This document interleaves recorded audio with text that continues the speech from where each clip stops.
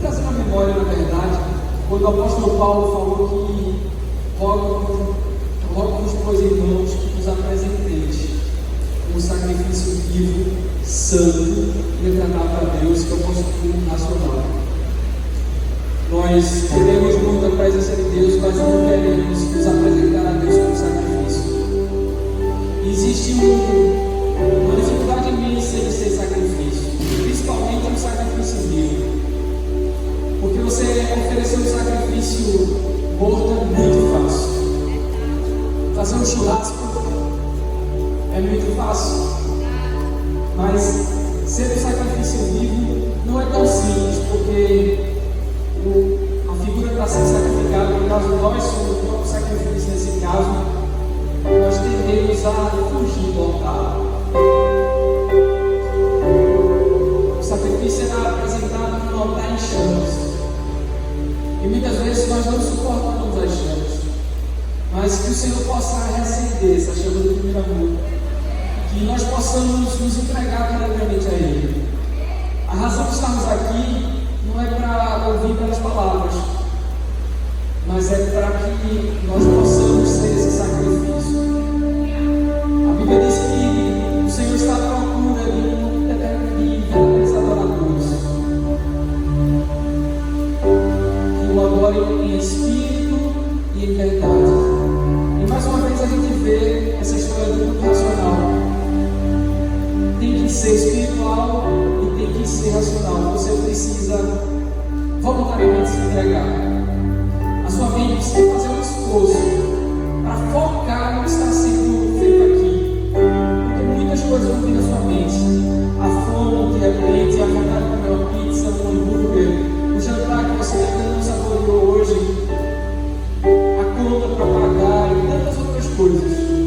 Mas que você possa manter os olhos fixos no Senhor. Que você possa correr com perseverança a carreira que está sendo proposta para você, olhando firmemente para Jesus, ao Deus consolador da sua fé.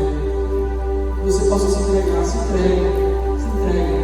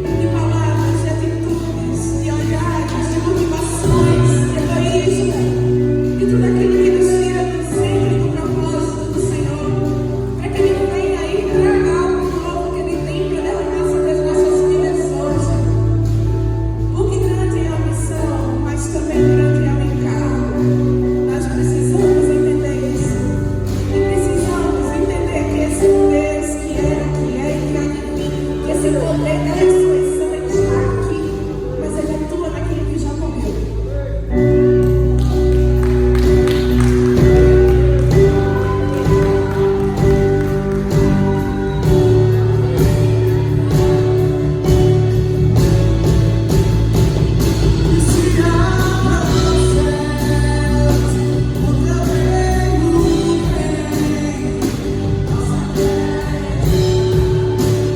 Nosso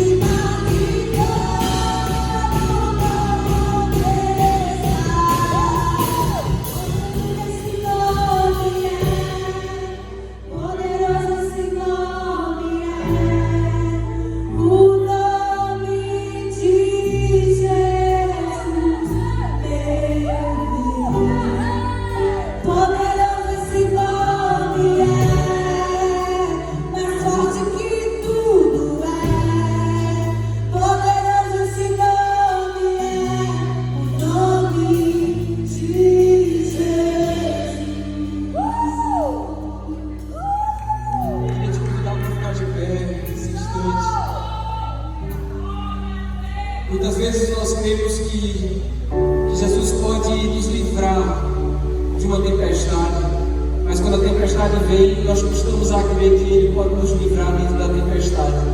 Mas Jesus tem todo o poder, Ele é vitorioso. Como foi cantado aqui, Ele está na tempestade, ou como poderíamos até cantar, Ele está dentro da fornalha. Ele tem todo o poder. Eu queria que você declarasse isso que acabou de ser cantado agora no fim. Que você possa, com seus lábios, dizer de forma audível que você crê nesse Deus.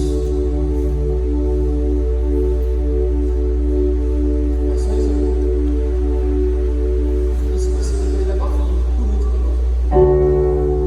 Oh, quão lindo esse nome é! Oh, quão lindo esse nome é! O nome de Jesus, meu Rei. Oh, quão lindo esse nome é!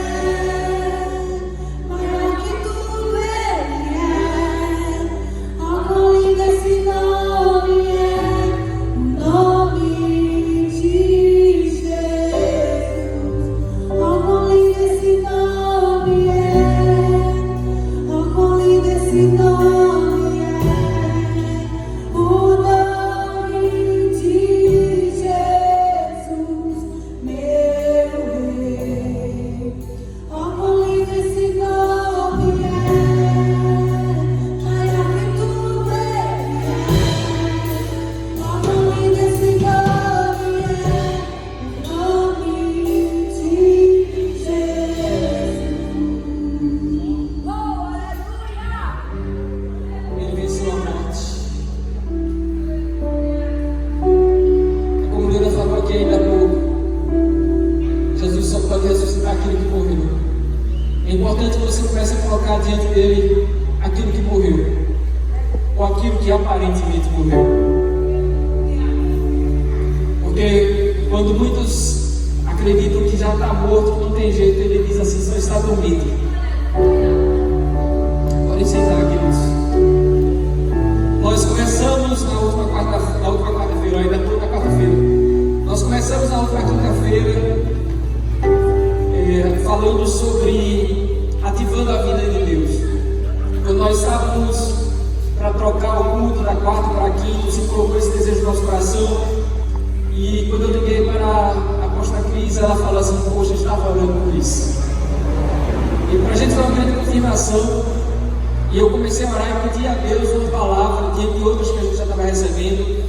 E brotou na minha mente como um pensamento meu, João 10:10. João 10:10. Fui procurar e dizia que o ladrão não vem senão para roubar, matar e destruir, mas eu vim para que tenham vida e a tenham com abundância. No versículo 11 fala que eu sou o bom pastor, e o bom pastor dá vida pelas ovelhas. E falamos na última quinta que nesse texto, embora no português a palavra vida seja uma coisa só, mas no grego tem dois significados completamente diferentes. E o primeiro deles, no versículo 10, diz que eu vim para que vocês tenham zoe. A palavra grega zoe como vida, nesse versículo 10. E essa palavra zoe significa a vida de Deus, a vida abundante de Deus, a vida espiritual. Pode significar a vida eterna, mas existe algo que Jesus veio para nos dar, que é a reconciliação com o Pai. A vida espiritual, intimidade com Ele, relacionamento pessoal com Deus. E depois, no versículo 11, ele diz: eu sou o bom pastor, e o bom pastor dá a sua psique. A palavra vida, aqui no versículo 11, é uma palavra grega que está ligada à vida emocional, vida intelectual. Então Jesus pagou o preço para que nós tivéssemos uma vida espiritual sadia e uma vida espiritual sadia.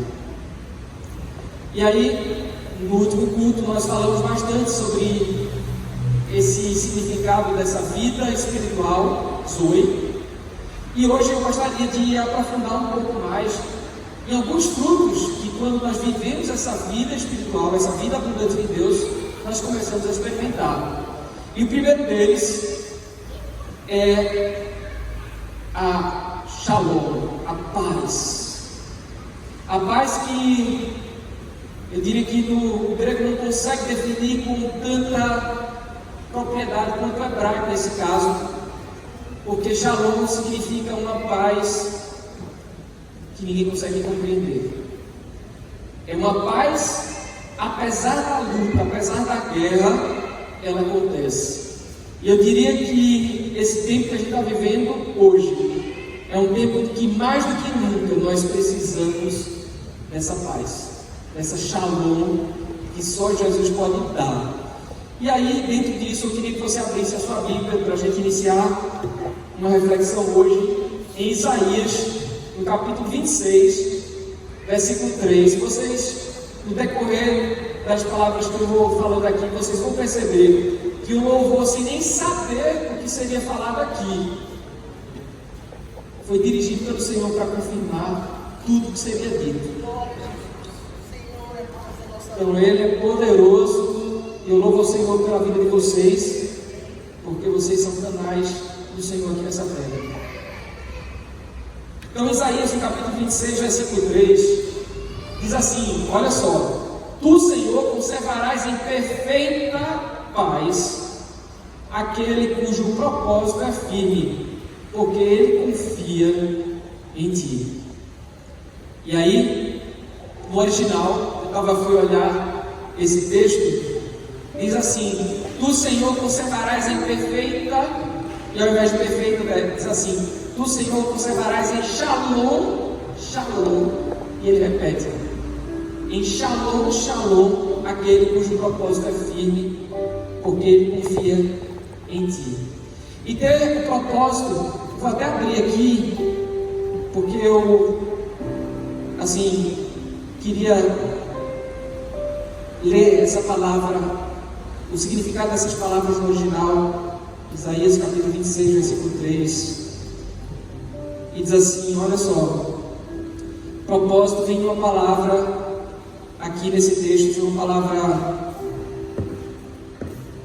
hebraica que significa o seguinte: forma, moldura, propósito, estrutura, o tecido de barro, uma imagem esculpida, imaginação, estrutura intelectual. Eu gostei muito desse finalzinho, estrutura intelectual. E esse texto fala de uma estrutura intelectual ou estrutura emocional que precisa estar firmada em Deus. O propósito como sendo uma estrutura emocional, uma estrutura intelectual que precisa estar firmada num lugar que não é em um livro qualquer, não é numa faculdade, não é no mestrado, não é no doutorado, não é na pós-graduação, não é em nada disso.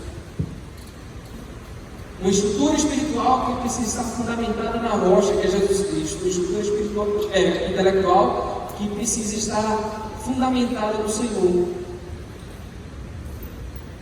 Os nossos conceitos precisam mudar e a cultura do céu precisa ser implementada na nossa mente. Nós estamos vivendo um tempo em que as pessoas estão vivendo a cultura da mídia, a cultura dos médicos, a cultura dos infectologistas, e eu fico impressionado porque cada dia a opinião muda. Antigamente seria um absurdo comer ovo. Eu não comia ovo. A minha esposa começou você tem que comer isso é muito bom. Eu disse: sério? Eu sempre ouvi falar que isso era ruim. Eu sou de um tempo que margarina era a melhor coisa do mundo. Becel, fazia bem pro coração. E hoje a gente sabe que nada disso é verdade. Eu sou de um tempo em que se colocava assim, Coca-Cola e sair, mata sua sede com isso. E hoje a gente vê que é só misericórdia.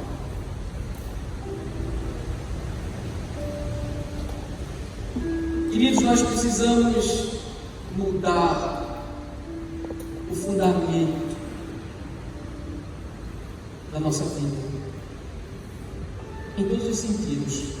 todo o nosso espírito, alma, mente, intelecto, emoções e corpo precisam se voltar para Deus, precisam ser assim, alinhados com o Senhor.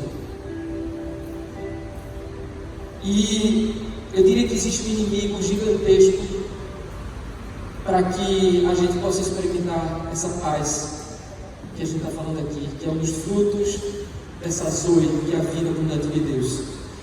E esse maior inimigo é um que a gente vai ver muito claramente definido em João, no capítulo 14, a partir do versículo 21.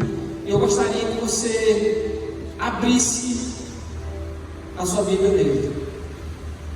João, no capítulo 14, a partir do versículo 21.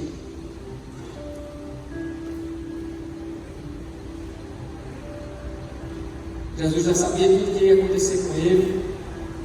E aqui ele começou a dizer assim: que aquele que tem os meus mandamentos e os guarda, esse é o que me ama. E aquele que me ama será amado por meu Pai. E eu também o amarei e me manifestarei a ele.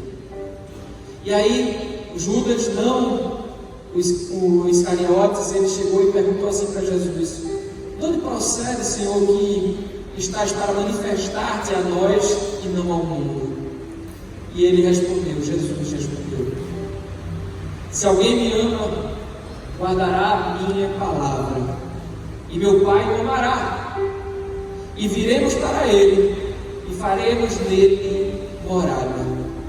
Quem não me ama, não guarda as minhas palavras. E a palavra que estás ouvindo não é minha, mas do Pai que me enviou. E isto vos tenho dito, estando ainda convosco. Mas o Consolador, o Espírito Santo, a quem o Pai enviará em meu nome, esse vos ensinará todas as coisas e vos fará lembrar de tudo o que vos tenho dito. Deixe-vos a paz.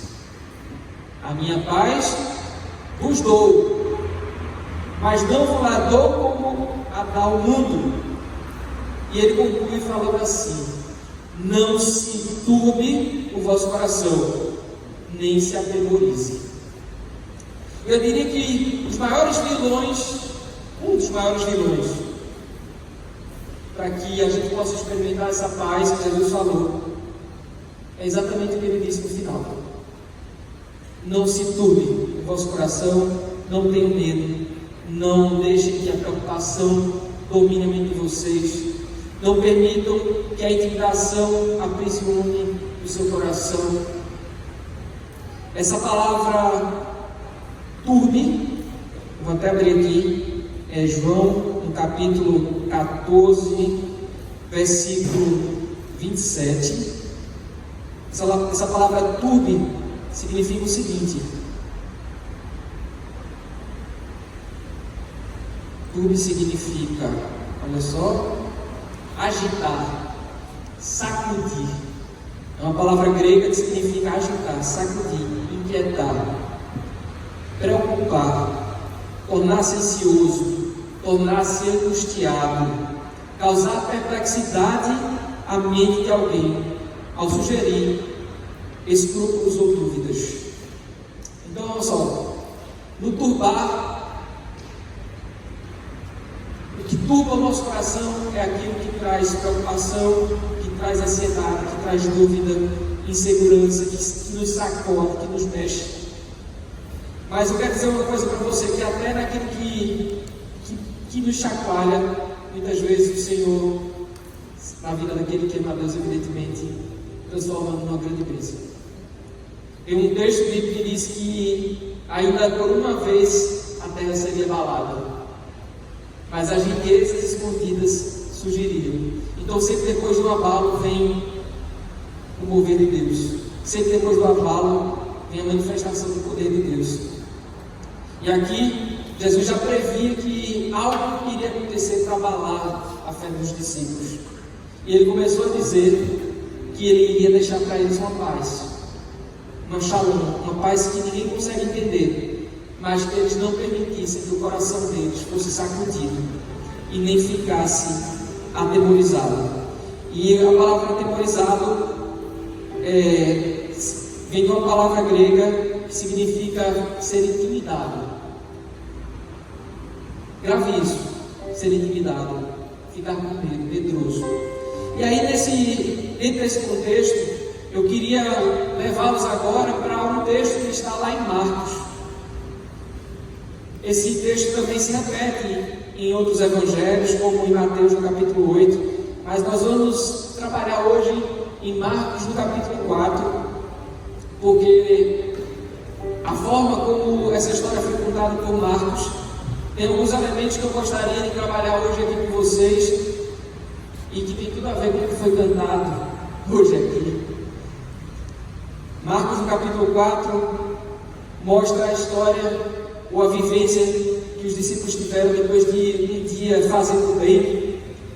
Eles estavam ministrando várias pessoas, pregando o Evangelho, Jesus fazendo milagres, coisas tremendas tinham acontecido. Chegou uma hora que Jesus estava estafado, que Jesus estava sem coragem de fazer nada, precisando de um descanso. E mesmo com toda a multidão que ficava ali pressionando, e ficava ali em busca de um milagre, e ficava ali esperando uma palavra de conforto, Jesus chegou e disse para os discípulos: vamos entrar nesse barco aqui e vamos passar para outra margem. E eles entraram nesse barco, e algo interessante aconteceu. Eu vou só trazer aqui o texto para a gente poder ir aprofundando. Diz aqui que, vamos ver a parte do versículo 35, que naquele dia, sendo já tarde, disse Jesus: passemos para outra margem. E eles, despedindo a multidão, o levaram assim como estava do barco, e outros barcos o seguiram. Ora, levantou-se grande temporal de vento, e as ondas se arremessavam contra o barco, de modo que o mesmo já estava a encher-se de água. E Jesus estava na popa, dormindo sobre o travesseiro. Eles o despertaram e lhes disseram: Mestre, não te importas que pereçamos? E ele, despertando, repreendeu o vento e disse ao mar: acalma-te, emudece. E o vento se aquietou e fez-se grande bonança. Então lhes disse: por que sois assim tímidos? Por que sois assim tímidos, intimidados? Como é que não tendes fé? E eles, possuídos de grande temor, diziam uns aos outros: quem é este que até o vento e o mar lhe obedecem? E aí eu vejo que tudo hoje convergiu para isso aqui. Porque quem é que imaginaria que uma tempestade como aquela que aconteceu há poucos minutos atrás iria abater aqui sobre nós, ao ponto da gente ter que mover tudo de lugar? A bateria já não podia ficar ali onde estava, tinha que ser movida de lugar. E muitas vezes as tempestades que vêm sobre a nossa vida tiram tudo de lugar. Na tempestade, ou você busca um refúgio, ou você se molha todo. O problema é que muitas vezes nós costumamos buscar só isso, o refúgio no lugar errado. E nós precisamos aprender a buscar o refúgio no Senhor. E não é que não tenhamos a certeza de que Deus é capaz de nos livrar das tempestades. Eu creio que todo mundo aqui tem certeza de que Deus tem todo o poder e que pode nos livrar de tempestades. Quem tem essa certeza? Levanta a mão, deixa eu ver aqui como é que está a fé de vocês hoje. Olha aí, todo mundo, praticamente todo mundo.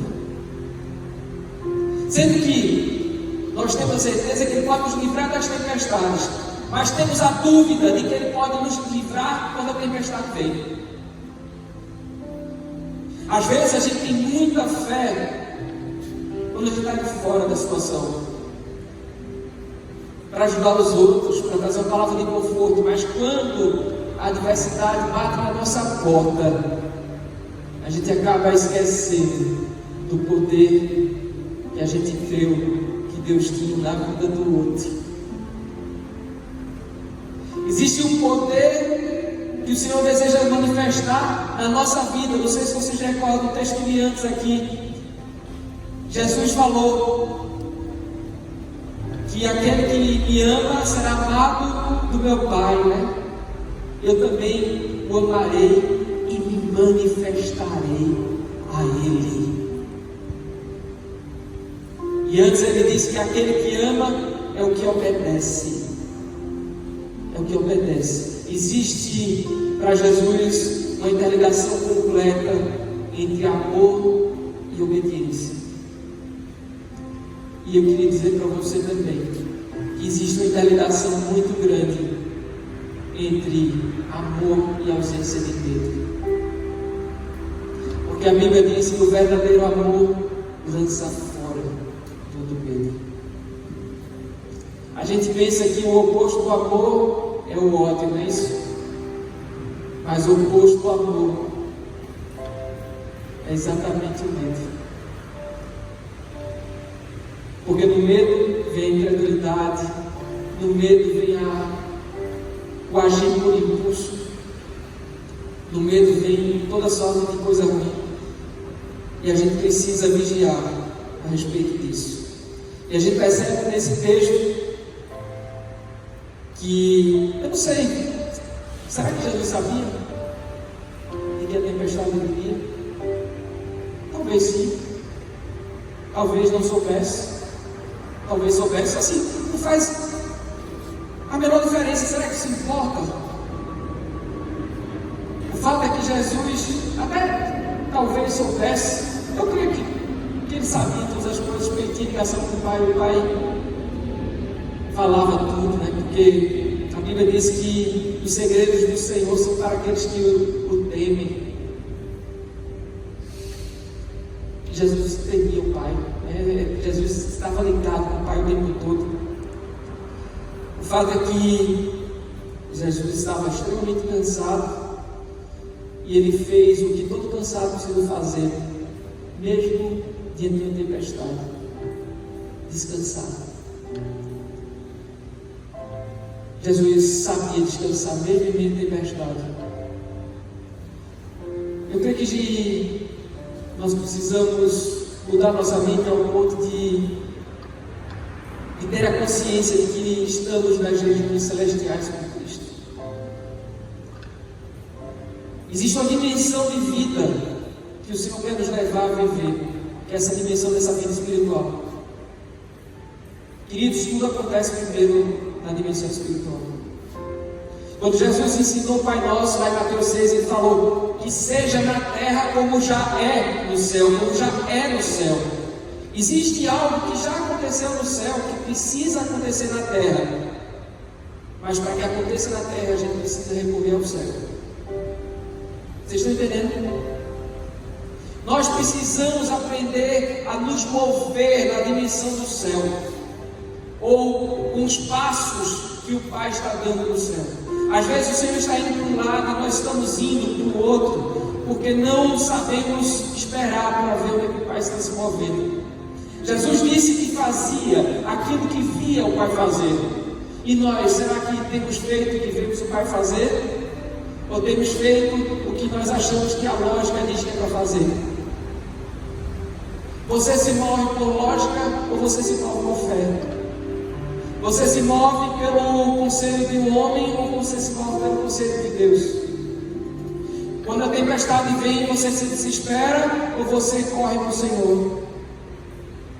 Quando a tempestade vem, você manifesta incredulidade ou você manifesta fé? Existem uma série de coisas que nós precisamos refletir em cima dessa palavra. Eu creio que os discípulos estavam ensopados e é bem fácil, é bem provável que aquela tempestade que estava vindo sobre todos também tenha ensopado Jesus. Mas nem mesmo a água que estava entrando no barco, que estava certamente tocando em Jesus também, conseguia tirar a paz que ele tinha. E eu quero dizer algo para você. Existe uma paz que só a vida abundante de Deus pode nos dar. Essa shalom, essa paz que depende das guerras. E essa shalom não depende das circunstâncias, porque Shalom independe das circunstâncias. A Shalom é o próprio Jesus.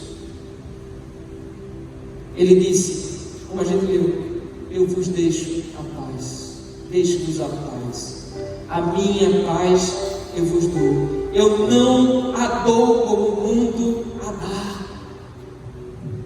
A paz de Jesus não é como a paz do mundo. A paz do mundo é assim, você precisa de passar no final de semana num resort zen, que é muito bom, né? Para relaxar, desopilar, experimentar paz. Sendo que a nossa paz depende única e exclusivamente da presença de Jesus. Essa paz que sinto em minha alma não é porque tudo me vai bem. Essa paz que sinto em minha alma é porque eu amo meu Senhor. Não olha as circunstâncias, não olha o seu amor, seu grande amor me guiou por vista. Alegre estou. Não olha o seu amor, seu grande amor, não me guiou por vista. Alegre estou. Amém, que coisa tremenda. E aí a gente vê que no meio daquele desespero, os discípulos sem saber o que fazer, mas eles sabiam que mesmo em meio ao desespero existia alguém que eles podiam recorrer. E é importante que a gente tenha essa consciência. É inevitável que em alguns momentos o desespero venha, mas é fundamental que a gente lembre que o nosso socorro vem do Senhor. Existe um lugar que nós precisamos aprender a recorrer. Ele é o nosso refúgio, Ele é a nossa fortaleza, Ele é o nosso socorro presente na hora da tribulação.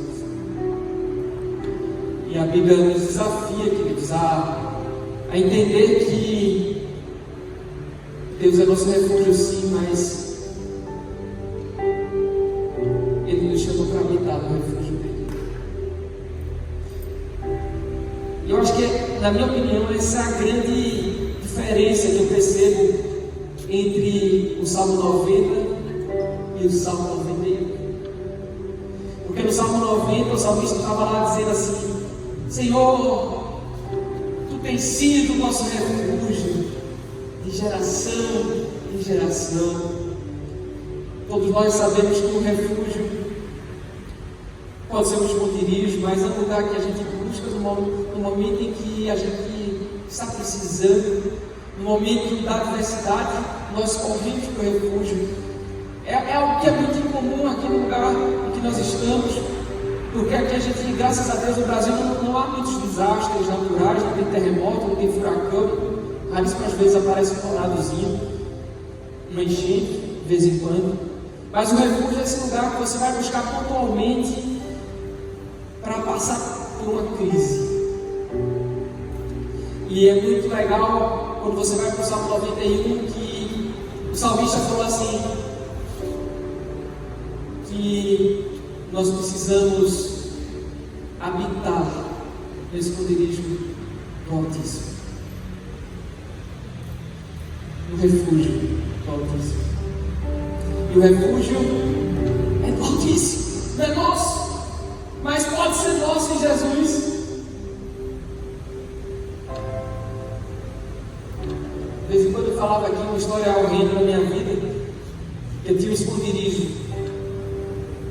Vou contar aqui daqui a pouco. O povo já está cansado de saber, mas quando eu apontava, tinha um lugar que eu me escondia, que era um lugar completamente improvável. Debaixo de uma cocheira. Olha, era imaginar que eu ia me esconder lá. E eu lembro que muitas vezes eu passava a tarde inteira lá, no meio da chuva. Até que algum amigo meu, que eram pouquíssimos, que chegavam lá e diziam: ó, pode voltar, a barra está limpa, está todo mundo louco atrás de você, fica tranquilo, não vai ter castigo, não vai ter surra, não vai ter nada disso. E eu voltava, veja. Mas o que é interessante é o seguinte, é que eu me abrigava naquele refúgio e os meus amigos sabiam o endereço dele. E se os meus amigos precisassem recorrer àquele refúgio, eles poderiam recorrer também. Porque o meu refúgio era o refúgio dos meus amigos. E às vezes a gente quer entrar no refúgio de Deus, mas não quer ter Deus como amigo. Jesus falou que, certa vez para os discípulos: olha, vocês são meus amigos se vocês fizerem o que eu vos mando fazer. Existe uma interligação também completa entre a amizade com Deus e a obediência. Mas muitas vezes nós não queremos pagar o preço da obediência. E apavorado, a gente vê que Pedro chamou ali Jesus, despertou Jesus. E Jesus se levantou e ele disse algo interessante. Ele falou assim: acalme-se, acalma-te. Ele chegou para a tempestade e disse: acalma-te, emudece. Eu fui ver a tradução. Essa palavra emudecer no original significa fechar a boca com uma mordaça. E Jesus levantou ali e disse: ó, fique em silêncio e seja amordaçado. Existe uma voz que a circunstância da tempestade estava bradando ali, que estava abalando todas aquelas pessoas. E eu queria que você refletisse agora: que tipo de voz tem bradado no momento que você está vivendo agora? Que você possa ter a ousadia que Jesus teve, porque em Jesus você pode. Ele disse: os sinais seguirão os que creem. Em meu nome expulsarão demônios, falarão novas línguas, pisarão serpentes, escorpiões e toda obra do inimigo, e nada lhes causará dano algum. Existe um poder que está disponível para mim e para você, e nós precisamos ter fé para usá-lo. Porque os sinais vão seguir os que creem. Os sinais não seguirão os que leem. Ok? Não é isso.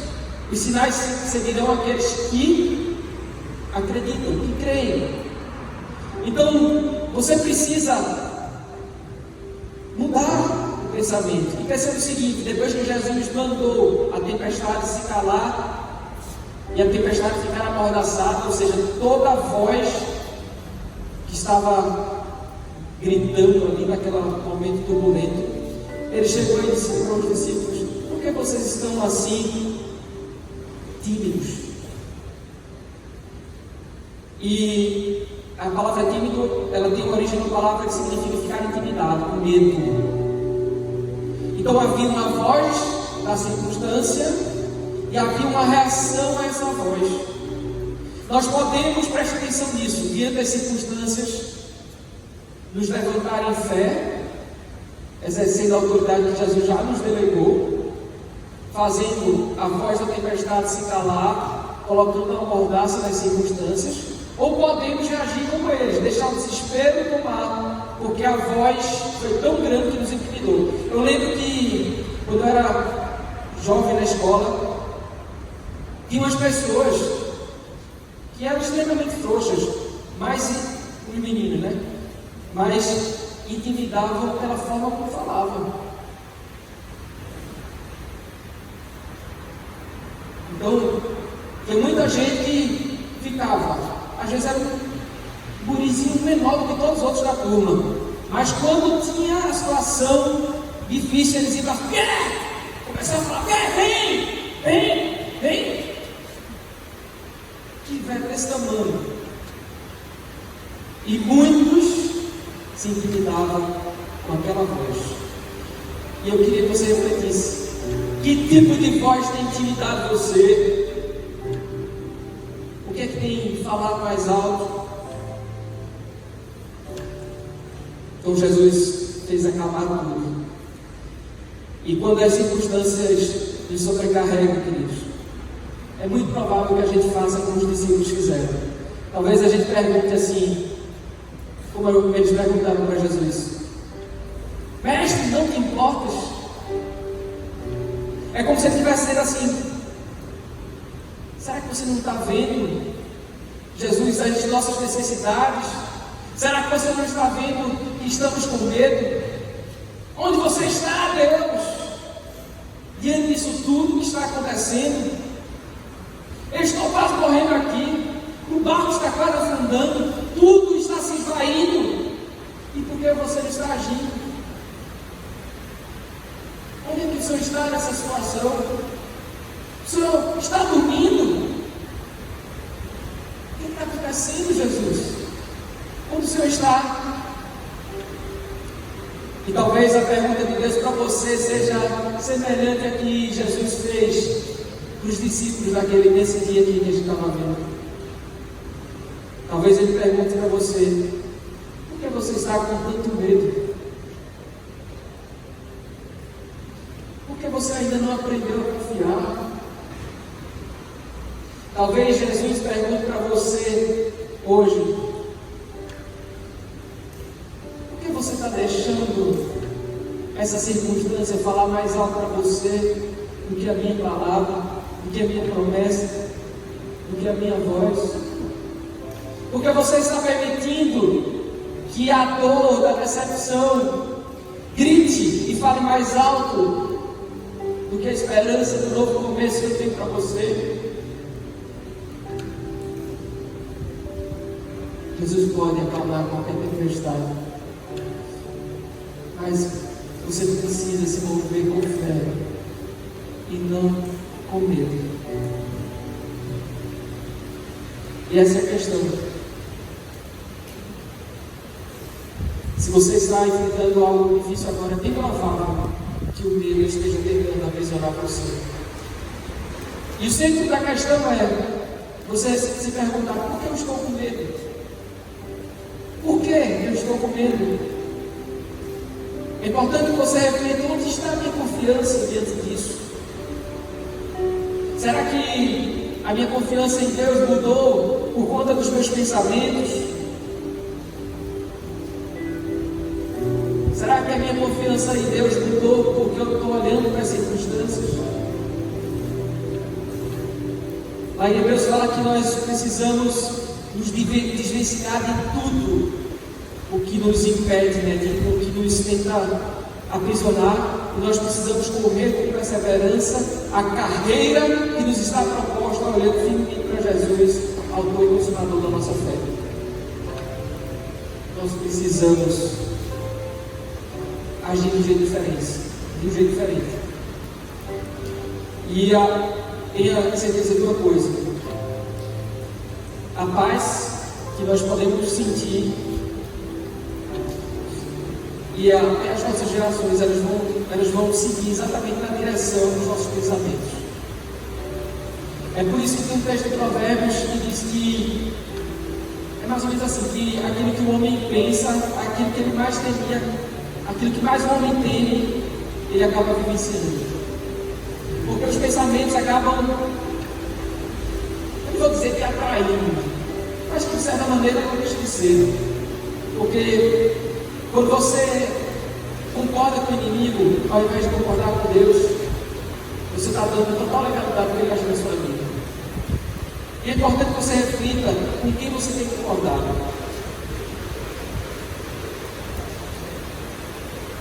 Quando no outra tempestade, e Pedro, todos achavam que era um fantasma, Jesus andando sobre as águas, e Pedro chega e diz assim: se for o Senhor, deixa eu ir até aí. E Jesus diz: vem. E Pedro vai andando sobre as águas. Mas a Bíblia diz que quando ele começou a olhar as circunstâncias, ele começou a afundar. nós afundaremos todas as vezes que olharmos a circunstância, ao invés de olharmos para o alto, que é Deus do nosso socorro, ao invés de olharmos para Jesus. E é exatamente nesses momentos de dúvida que o inimigo tenta nos acordar. Quando a gente começa a questionar por quê? Por que isso está acontecendo? Por que essa chuva está vindo? Poxa, que saco, ou que droga, ou que azar. Quando a gente começa a manifestar, expulsar nossa dúvida, é nessa hora que o inimigo vem e ele só espera de você a concordância com ele. É nessa hora que ele tenta botar pensamentos do tipo assim: ó, Deus está dormindo, ele me deixou. Nas outras vezes ele te livrou, mas dessa ele não vai te livrar. Nas outras vezes ele não esqueceu de ti, mas dessa ele esquecerá. É nessas horas que a tempestade vem, que nós somos tentados a concordar com o inimigo. Eu queria te pedir, meu irmão, minha irmã, não concorde com ele, concorde com o Senhor. A Bíblia diz que em Cristo nós somos mais do que vencedores. E a gente vê aqui que Jesus é muito educado. Ele abordou os discípulos, não foi com acusação, mas foi com uma pergunta de reflexão, dizendo assim: vocês ainda não têm fé?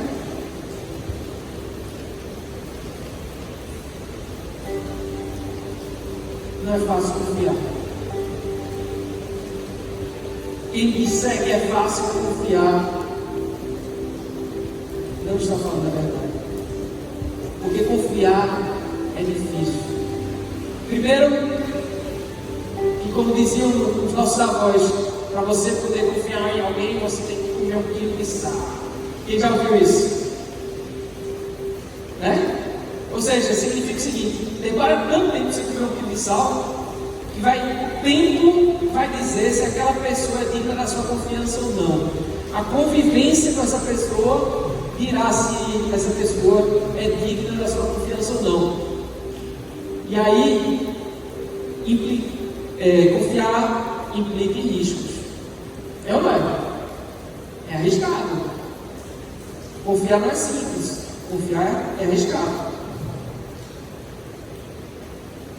Quando a gente confia, para confiar, a gente precisa ficar vulnerável às ações e às intenções das outras pessoas. E é por isso que muitas pessoas não conseguem confiar nem mesmo em Deus. Eu não sei se vocês lembram, eu gosto sempre de citar aquela história de Moisés, que se julgava incapaz. Já estou quase terminando, tá? Moisés se julgava incapaz de cumprir o propósito, de cumprir o chamado de Deus. E quando Deus foi ao encontro de Moisés, e Moisés arrumando certas justificativas para não cumprir o propósito, o Senhor perguntou para ele: o que é que você tem na sua mão? Ele: cajado, joga no chão. Ele jogou, e esse cajado se transformou em serpente. A Bíblia diz que Moisés fugia dela. E o Senhor chega e diz para ele: agora pega pela cauda. Ele precisava confiar, ele precisava ficar vulnerável. Confiar é ficar vulnerável. Ficar vulnerável não a qualquer pessoa, mas àquele que você precisa confiar. Quando a gente confia, quando a gente conhece, é mais fácil confiar. Então não tem como você confiar em Deus se você não busca conhecer a Deus. E não tem como você conhecer a Deus e ter experiências com Deus se você não obedece a Deus. Tudo está interligado. Eu creio que hoje o Senhor está dizendo que os seus medos e as suas inquietações calem-se. Isto é, se você recorrer a Ele, Ele pode falar isso. Aliás, eu diria que não só Ele pode falar, mas você tem que exercer a autoridade para falar.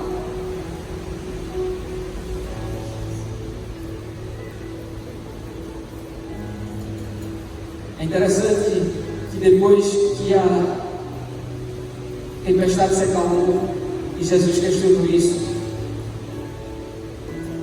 disse que o vento se aquietou e fez-se grande bonança.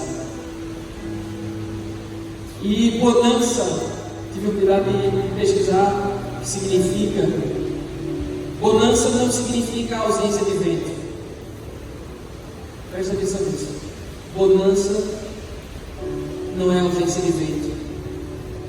Bonança significa um tempo favorável para navegar.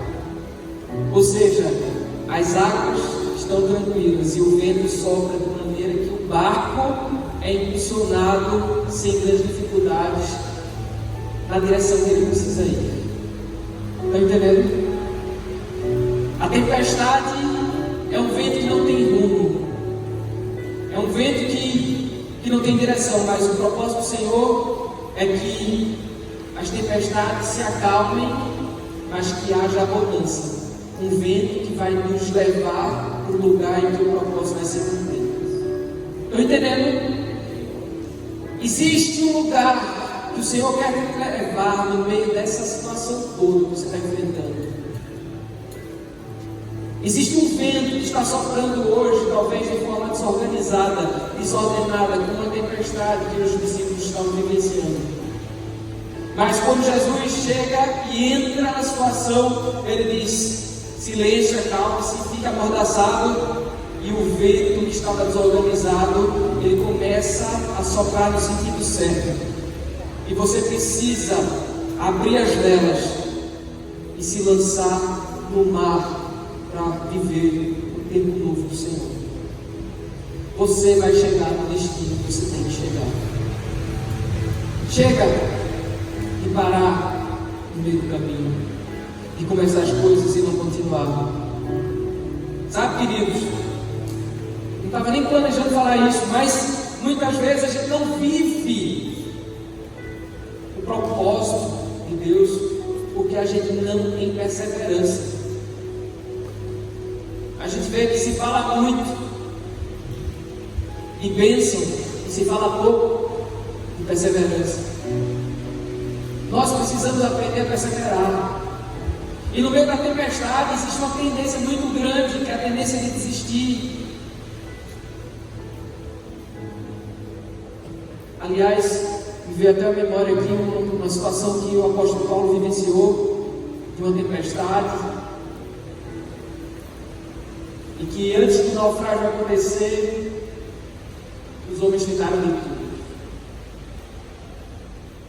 Abaixaram as velas, se desfizeram das cargas do navio, fizeram de tudo. E diz assim que a esperança se esvaiu. Eles já tinham pensado em desistir, eles não queriam mais comer, eles já estavam dando por certo a morte. E Paulo chegou e disse: ó, se alimentem, porque nenhuma vida vai se perder, mas vocês precisam seguir em frente. Vocês precisam se alimentar, vocês precisam se fortalecer. E eu quero dizer isso para você: não se desespere. Não permita que a voz da tempestade seja maior do que a voz do Senhor na sua vida. Se levante de fé. Creia que esse vento todo vai se organizar e vai impulsionar você para o destino que o Senhor quer que você vá. Ele está te levando para um lugar novo. Às vezes nós ficamos assustados com o vento que o Senhor permite para nos impulsionar e nos colocar na posição certa. Às vezes a tempestade, como a Bíblia diz que tudo coopera para o nosso bem, para o bem daqueles que amam a Deus, as tempestades também são assim. E às vezes a gente se assusta com a tempestade e esquece que Jesus está no barco com a gente. Ele pode se levantar e acalmar tudo. E é por isso que eu gostaria de terminar com um texto que está lá em Filipenses, no capítulo 4.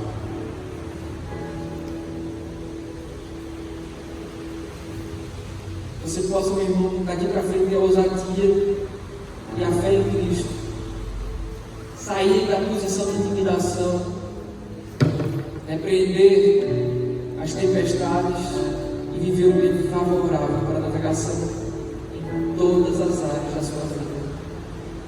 Você possa velejar no oceano da presença do Espírito Santo de Deus. Você possa não esquecer do que está lá em Filipenses 4, 6 e 7, que diz: não andeis ansiosos de coisa alguma, mas em tudo, porém, sejam conhecidos diante de Deus as vossas petições, pela oração e pela súplica, com ações de graças. E a paz de Deus, que excede todo o entendimento, guardará o vosso coração e a vossa mente em Cristo Jesus. Amém? Eu queria que você ficasse de pé, para a gente estar orando.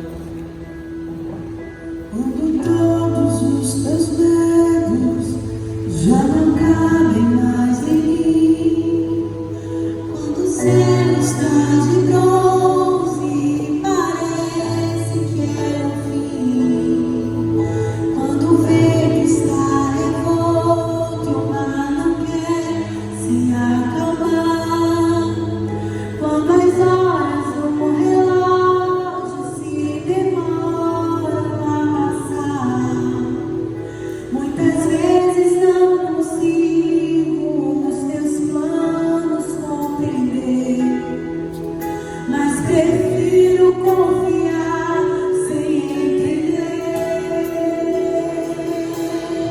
Eu creio em ti. Eu creio em ti. Eu olho pra ti.